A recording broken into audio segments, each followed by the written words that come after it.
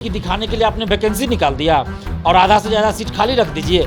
फिर 2024 में जब लोकसभा चुनाव आएगा तो उससे 2 महीना पहले आप वही इसी में से सीट बचा के वैकेंसी निकाल दीजिए। और रेल मंत्री और नरेंद्र मोदी जी जो प्रधानमंत्री है उनको भी कि आप इस तरह से देश के युवाओं के साथ अन्याय नहीं कर सकते।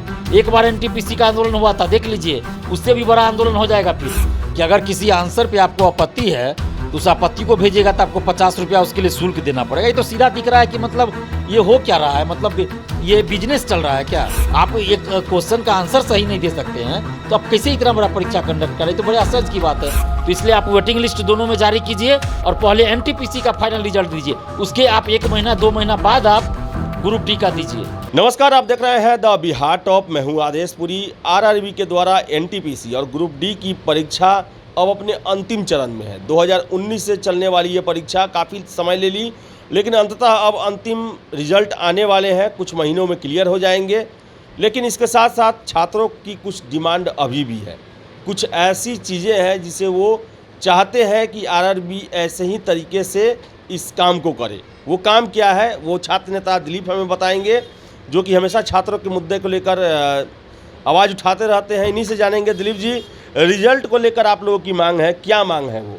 देखिए, इसमें मार्केट में ये चर्चा चल रही है कि ग्रुप डी का रिजल्ट पहले देने की बात चल रही है। अब ये रेलवे भर्ती बोर्ड इसमें स्पष्ट करे कि क्या वो करना चाह रहा है। लेकिन अगर ऐसा होगा तो ये बहुत गलत होगा, क्योंकि अगर पहले ग्रुप डी का रिजल्ट दे दिया जाए उसके बाद एनटीपीसी का दिया जाए तो होगा यह कि ग्रुप डी में जो लोग पास करेंगे तो उसमें से हज़ारों ऐसे अभ्यर्थी होंगे जो एनटीपीसी में भी पास करेंगे, तो एनटीपीसी में वो चले जाएंगे, ग्रुप डी से वो रिजाइन मार देंगे, तो ग्रुप डी का सीट खाली हो जाएगा।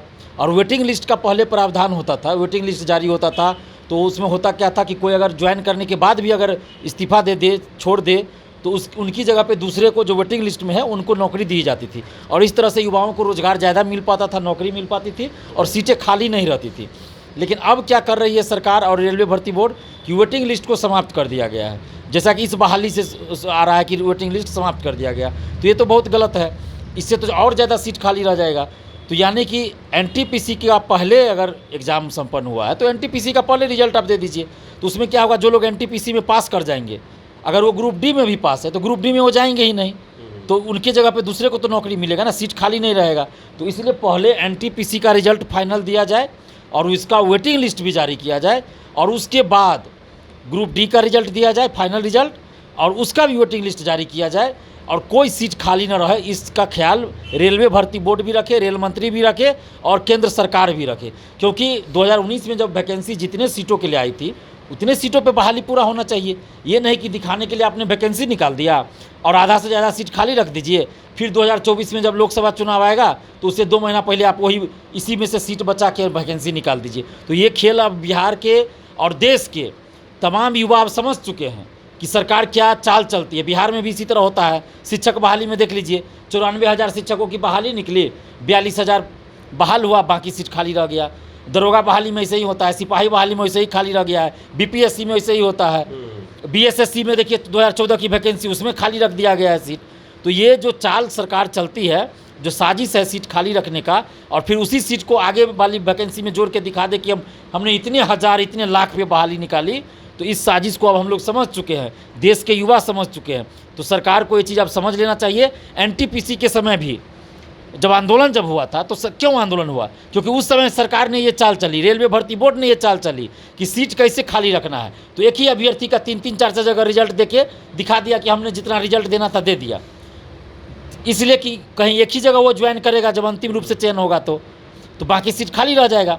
लेकिन जब देश के युवा समझ गए इस चीज़ को तो ज़बरदस्त आंदोलन हुआ बिहार में।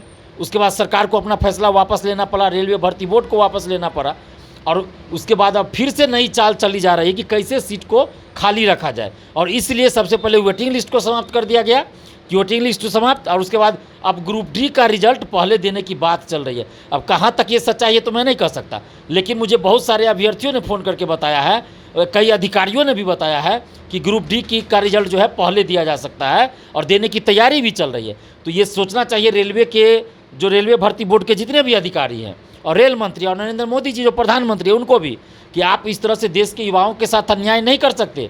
एक बार एनटीपीसी का आंदोलन हुआ था, देख लीजिए, उससे भी बड़ा आंदोलन हो जाएगा फिर। तो इसलिए आप वेटिंग लिस्ट दोनों में जारी कीजिए और पहले एनटीपीसी का फाइनल रिजल्ट दीजिए, उसके आप 1 महीना 2 महीना बाद आप ग्रुप डी का दीजिए, नहीं तो फिर सीट खाली रह जाएगा। तो इस बहाली का क्या मतलब। एक और छात्रों का आरोप है, उनका कहना है कि जो प्रश्न पत्र के उत्तर जो दिए गए हैं, मॉडल उत्तर जो दिए गए हैं, आंसर शीट, उसमें बहुत सारी खामियां हैं, गलतियां हैं, जिसके कारण बहुत बार स्कोर जो है प्रभावित हो रहा है।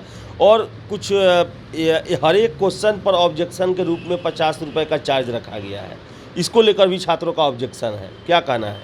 देखिए, ये तो बहुत अन्याय है देश के बेरोजगार युवाओं के साथ, कि अगर किसी आंसर पे आपको आपत्ति है तो उस आपत्ति को भेजिएगा तो आपको 50 रुपया उसके लिए शुल्क देना पड़ेगा। ये तो सीधा दिख रहा है कि मतलब ये हो क्या रहा है, मतलब ये बिजनेस चल रहा है क्या।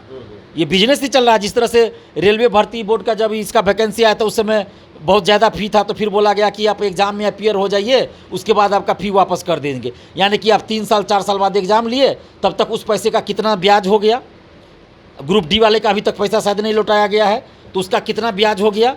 ये कौन सी बात हुई कि एग्ज़ाम में अपीयर हो जाए। तो आप फ़ी लिए ही क्यों, उसी समय नहीं लेते, क्या दिक्कत था भाई। एग्ज़ाम दीजिए, उसके बाद आप फ़ी वापस करेंगे। अब आंसर आपका सही हो जाएगा तब आपका वो वापस करेंगे। ये कौन सा नौटंकी। बिहार में बीपीएससी में भी आपत्ति मांगा जाता है आंसर पे, लेकिन उसमें तो कोई फ़ी नहीं लगता है, जबकि बिहार तो एकदम गरीब राज्य है। तो फिर केंद्र सरकार क्यों ऐसा कर रही है भाई, रेलवे भर्ती बोर्ड क्यों ऐसा कर रहा है। उसको तो ऐसा नहीं करना। ये तो बहुत बड़ा अन्याय है कि एक क्वेश्चन के लिए आप 50 रुपया फ़ी दीजिए। और मुझे बहुत सारे परीक्षार्थियों ने फ़ोन करके बताया कि 8 से 10 क्वेश्चन का आंसर गलत दिया गया है। तो आयोग को, रेलवे भर्ती बोर्ड को चाहिए कि जो सही आंसर हो वो आप दीजिए। वैसा तो मौका ही नहीं मिलना चाहिए कि आपत्ति आपको देना पड़े। आप एक क्वेश्चन का आंसर सही नहीं दे सकते हैं तो आप कैसे इतना बड़ा परीक्षा कंडक्ट करें, तो बड़े आश्चर्य की बात है। लेकिन खैर चलिए, आपत्ति दर्ज कराने का मौका दिया गया है, तो पैसा नहीं लगना चाहिए उसमें, ये बहुत गलत हो रहा है। तो पैसा नहीं लगना चाहिए और सबसे पहले एनटीपीसी का रिजल्ट देना चाहिए, यही मांग है। इसलिए मांग है कि हर एक सीटों पर छात्रों की नौकरी सुनिश्चित हो सके, क्योंकि देखा जाए तो लगभग 4 साल छात्र इस परीक्षा में लगा चुके हैं और ऐसे में सीटें भी खाली रह जाए और योग्य कैंडिडेट को नौकरी भी ना मिले, ये बड़ा ही दुखदायी होता है। तो ये रेलवे बोर्ड सुनिश्चित कर ले कि उन्हें सभी सीटों पर बहाली करनी है, कोई सीट खाली ना रहे, और इसके लिए ज़रूरी है पहले एनटीपीसी का एग्ज़ाम का रिजल्ट घोषित करना। तो फिलहाल इस वीडियो में इतना ही। वीडियो पसंद आए तो लाइक शेयर करें, हमारे चैनल द बिहार टॉप को सब्सक्राइब जरूर कर लें। धन्यवाद।